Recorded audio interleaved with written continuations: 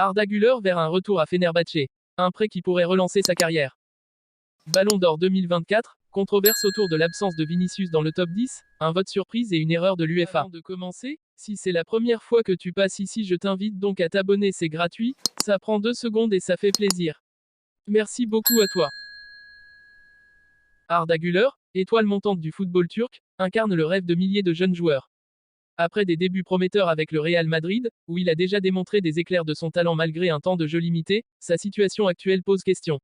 En effet, les attentes étaient immenses après sa belle fin de saison passée et son impressionnante performance lors du championnat d'Europe avec la Turquie. Avec 6 buts en 440 minutes, Arda avait fait forte impression, s'imposant comme une jeune pépite prometteuse. Cependant, la nouvelle saison n'a pas offert à Güler la montée en puissance espérée. Dans un effectif pléthorique et extrêmement compétitif au Real Madrid, il est difficile de trouver sa place, surtout pour un joueur aussi jeune. En 11 rencontres, Güler n'a cumulé que 292 minutes de jeu. Cela pourrait sembler suffisant pour certains, mais pour un joueur de son potentiel, chaque minute compte pour prouver sa valeur et progresser. Cette réalité a alors déclenché des rumeurs concernant un possible prêt, un choix stratégique pour lui permettre de continuer son développement et, surtout, de retrouver un temps de jeu à la hauteur de son talent. Fenerbahçe, le retour du prodige. Parmi les prétendants, Fenerbahçe se montre particulièrement motivé pour rapatrier Arda Güler. Le club turc, où il a explosé aux yeux du monde, connaît mieux que quiconque les qualités de ce jeune milieu offensif. Selon Fanatic, Fenerbahçe serait prêt à formuler une demande officielle au Real Madrid dès l'ouverture du mercato hivernal pour le faire revenir au pays en prêt. Cette perspective semble d'autant plus plausible qu'Arda possède une forte attache émotionnelle avec le club stambouliote et ses supporters, qui voient en lui une future légende du football turc. Un retour temporaire à Fenerbahçe pourrait être la solution idéale pour Güler. En retrouvant un environnement familier et un club qui lui fait pleinement confiance, il pourrait non seulement accumuler davantage de minutes, mais aussi s'imposer comme un élément clé de l'équipe.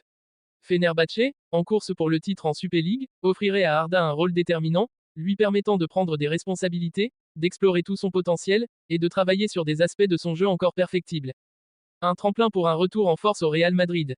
Pour le Real Madrid, prêter Arda Güler pourrait aussi être un geste stratégique. En le laissant s'aguerrir dans un environnement compétitif mais où il est davantage protégé de la pression médiatique, le club pourrait en récupérer un joueur plus mature, mieux armé pour affronter les exigences du haut niveau en Liga et en Ligue des Champions. De plus, en étant titulaire à Fenerbahçe, Arda aurait l'occasion de prendre des repères en tant que meneur de jeu, un rôle qu'il pourrait exploiter pleinement au Real à son retour.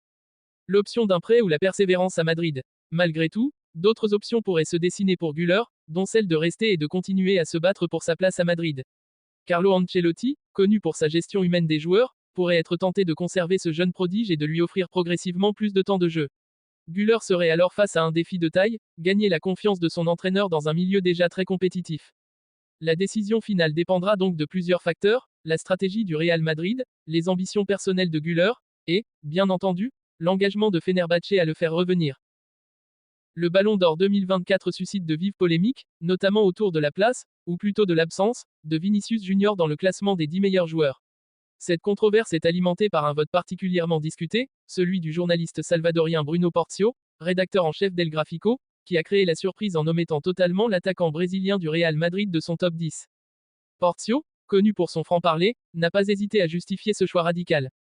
Selon lui, Vinicius, bien que doté d'un talent indéniable, n'incarne pas le leadership ni la régularité nécessaires pour figurer parmi les tout meilleurs de l'année. Il a pointé du doigt ce qu'il considère comme un manque de fair play de la part du joueur, un aspect qui aurait entaché ses performances et impacté l'image du Real Madrid. Pour Porcio, malgré les éclats de génie du Brésilien, notamment lors de sa course mémorable face au Borussia Dortmund, Vinicius reste trop inconstant pour s'imposer comme un pilier du système madrilène. En se défendant de tout parti pris anti-Real, Porcio a d'ailleurs souligné qu'il n'hésitait pas à placer un autre madrilène, Jude Bellingham, en tête de son classement. Selon lui, Bellingham représente l'équilibre parfait entre technique, maturité et impact décisif, à la fois en club et en sélection anglaise, ce qui fait de lui le joueur le plus méritant pour cette année. Les propos de Porcio ont fait réagir de nombreux acteurs du football, notamment en Espagne, où le célèbre journaliste Tomás Roncero, ardent défenseur du Real Madrid, a qualifié cette omission d'injustifiable.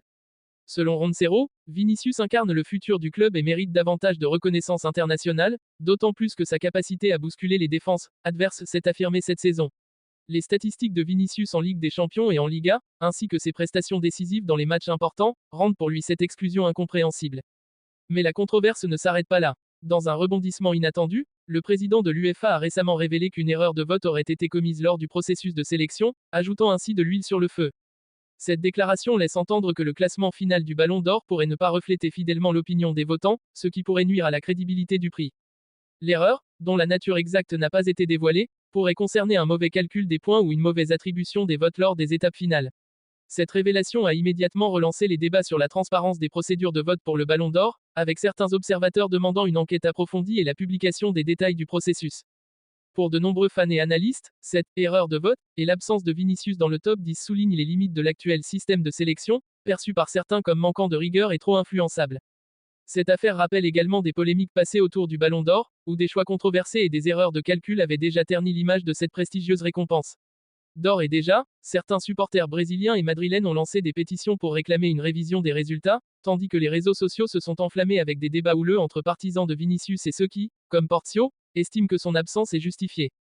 À quelques jours de la publication officielle du classement, cette polémique prend donc une ampleur inédite.